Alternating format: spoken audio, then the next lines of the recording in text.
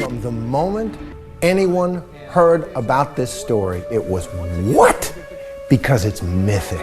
Nakakagulat at mapapa-what ka talaga. 25 years lamang noon ang magandang babae na si Lorena nang pagpiestahan sa Amerika sa mga telebisyon at pahayagan ang kanyang istorya. Nagulantang din ang buong mundo nang putulin ng nooy immigrant from Ecuador na si Lorena ang ari ng kanyang asawa. Bakit niya nga ba nagawa ito?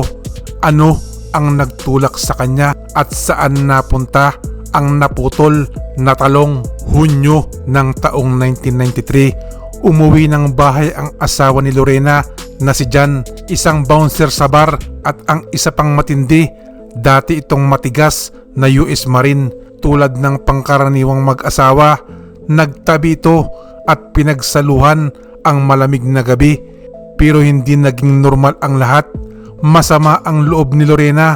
Pakiramdam niya, pinagsamantalaan siya ng kanyang asawa at sa pagbaba sa main floor ng kanilang bahay, may nasulyapan itong isang kutsilyo sa kusina. Dali-dali itong bumalik sa kanilang kwarto at pinutol ang ari ang nooy masarap na natutulog na asawa na si Jan. Pagkatapos noon, umalis ang nooy tolero na si Lorena. Litong-lito, sumakay ng kotse. Dala-dala pa rin ang pinamputol na kutsilyo sa isang kamay at sa kabila, hawak naman ang putol na ari ng kanyang asawa na si Jan, hanggang nakaramdam ito ng pagiging hindi komportable. Hirap mag-drive dahil okupado ang dalawang kamay. Binuksan ang bintana ng sasakyan at ibinato sa madamong gilid ng kalsada ang nooy malatsyampoy na itsura na ari ng asawa. Ilang sandali pa ang lumipas, huminto itong si Lorena, tila nabagabag. Tumawag sa 911, kinuwento ang nangyari at sinabi na rin kung saan matatagpuan ang putol na nilalang. Rumesponde agad ang mga otoridad kasama ang K9 unit. Ginalugad ang lugar, pilit hinahanap ang putol na talong.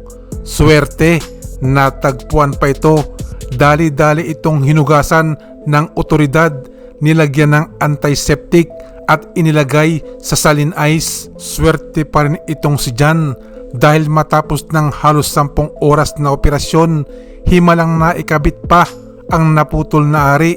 Nice and steady. At ayon pa kay Jan, nung magaling na ito, parang walang nangyari. In normal functioning condition, parang natulog lang sa damuhan ang kapiraso ng kanyang ari. Sa trial ng kanilang kaso, isa sa mga dahilan kung bakit nagawa ni Lorena ang pagputol dahil sa paulit-ulit siyang inabusi ni Jan, sinasaktan ng pisikal hanggang dumanas na ito ng matinding depresyon. Matapos ng 7 oras na deliberasyon, nakita ng jury na not guilty itong si Lorena. Matapos mangyari ang putulan noong 1993, taong 1995 na-finalize ang divorce ni Lorena at Jan Babbitt. Muling nakatagpo ng pag-ibig si Lorena na minsan tinanong kung hindi ba kabado ang kanyang asawa sa kanyang istorya. Si Jan naman tuloy ang buhay, nagtatag ng banda at ito pa, lumabas pa sa mga pang-adult na pelikula.